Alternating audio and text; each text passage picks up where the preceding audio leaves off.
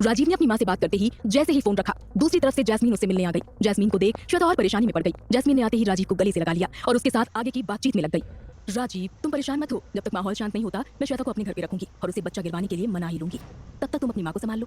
Thanks jasmine, न जाने मैं तुम्हारे बिना ये सब कैसे करता। श्वेता ने तो तुम पर इतने घटिया लांछन लगाए, पर इस सब के बावजूद भी तुम मेरे लिए ये सब कर रही हो। ये कैसी बातें कर रहे हो? श्वेता ने जो कहा गुस्से में कहा, पर अब तुम फिक्र मत करो, मैं उस बच्चे को भी ठिकाने लगा ही दूंगी। उन दोनों की बात से एक चीज तो साफ थी, सभी श्वेता के पेट में पल रहे बच्चे के दुश्मन बन गए थे। ये बात श्वेता को भी अब मन ही मन काटने लगी थी। इस बच्चे की क्या गलती? सब इसकी जान के दुश्मन क्यों बने हुए हैं? मैं ऐसा नहीं होने दूंगी। मैं अपने बच्चे को बचा कर ही रहूंगी। जिस बच्चे के आने की खबर ने श्वेता से उसका सब कुछ छीन लिया था, उस बच्चे से नफरत करने की जगह श्वेता को उससे हमदर्दी होने लगी थी। उसके लिए ममता जागने लगी थी।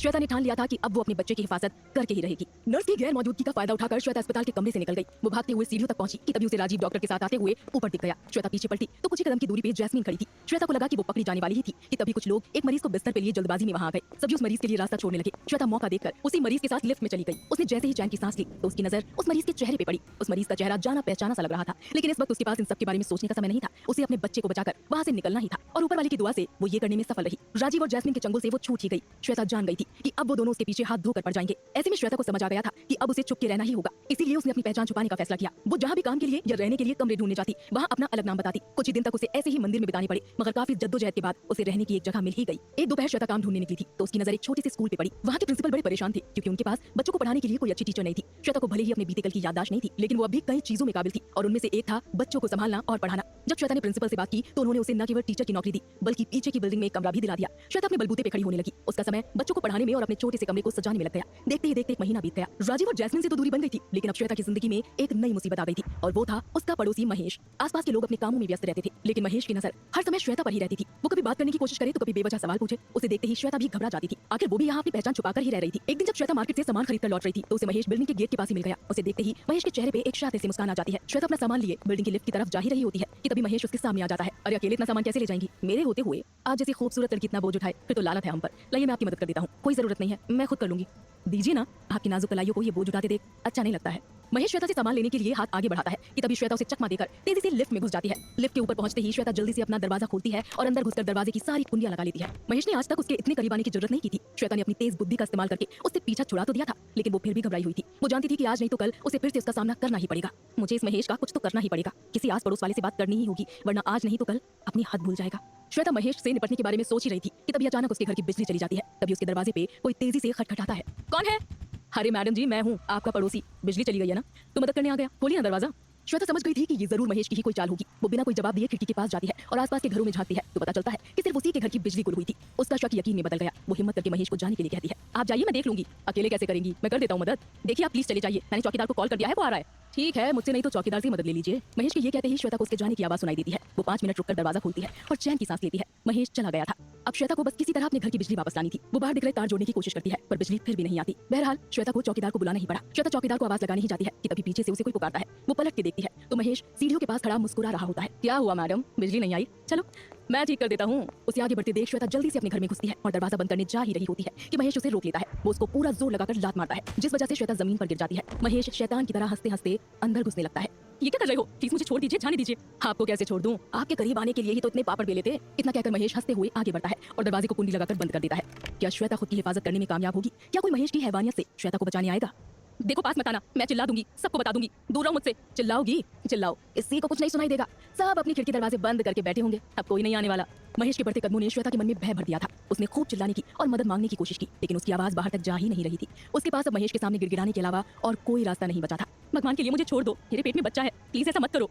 अच्छा, अब कोई मदद के लिए नहीं आया तो बच्चे का बहाना दे रही है। तेरे जैसी लड़कियों को अच्छे से जानता हूँ, मैं सच कह रही हूँ, मैं प्रेग्नेंट हूँ। मैं कोई ऐसी वैसी लड़की नहीं हूँ। हर इसमें ऐसी वैसी होने की क्या जरूरत? अब तेरे चाहने वाले अमीर घर के मर्द तो होंगे ही, अब जैसे उन्हें खुश करती होगी वैसे मुझे भी खुश कर दे।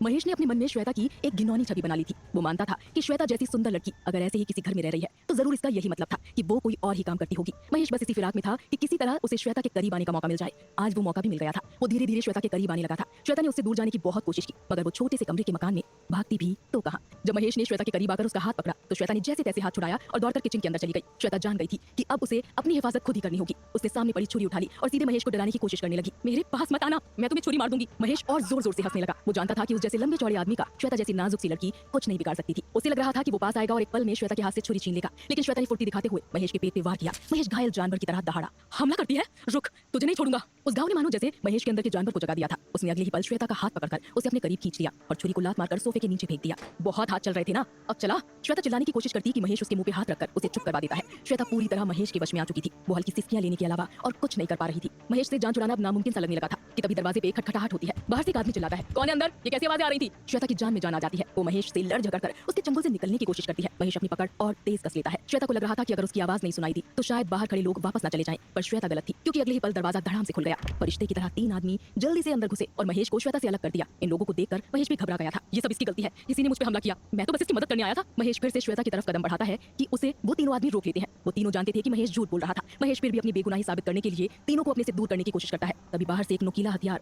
सीधे महेश के कान के करीब से काटते हुए चला जाता है। महेश दर्द में जोर से चीखता है।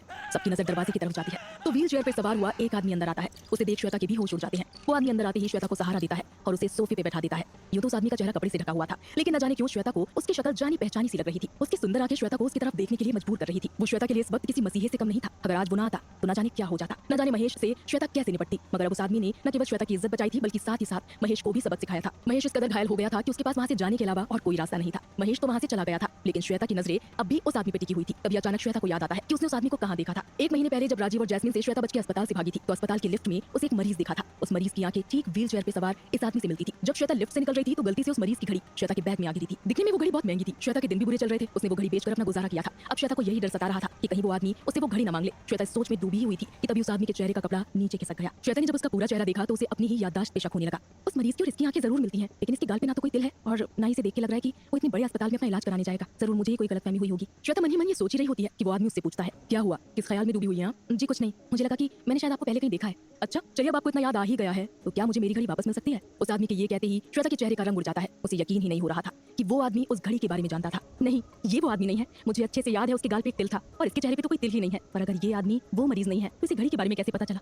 सवालों ने श्वेता के मन को घेर लिया था। उसे कुछ भी समझ नहीं आ रहा था। उसी हालत में देख वो आदमी उससे पूछता है, क्या हुआ, आप घबरा क्यों रही हैं? मैंने कुछ गलत कहा क्या? श्वेता जी। उसके मुंह से अपना नाम सुनकर श्वेता का गला सूख गया। पूरी बिल्डिंग में ये कोई नहीं जानता था कि उसका नाम असल में श्वेता था। आखिर श्वेता को राजीव और जैस्मिन से जो बचना था वो यहाँ झूठे नाम से रुकी हुई थी। मगर अब अचानक एक अनजान आदमी के मुंह से अपना असली नाम सुनकर श्वेता घबरा गई थी। उसे डर लग रहा था कि कहीं से राजीव या जैस्मिन ने तो नहीं भेजा था। कैसे पता शख्स को श्वेता का असली नाम? कैसे पहुंचा वो श्वेता के घर तक? क्या सच में ये व्हील चेयर वाला आदमी राजीव या जैस्मिन की चाल का हिस्सा है, या फिर श्वेता के अतीत से जुड़ा कोई सच? क्या साबित होगा? ये श्वेता के बच्चे के लिए एक बड़ा खतरा। जानने के लिए सुनते रहिए कोई हमदम न रहा, सिर्फ पॉकेट एफएम पर।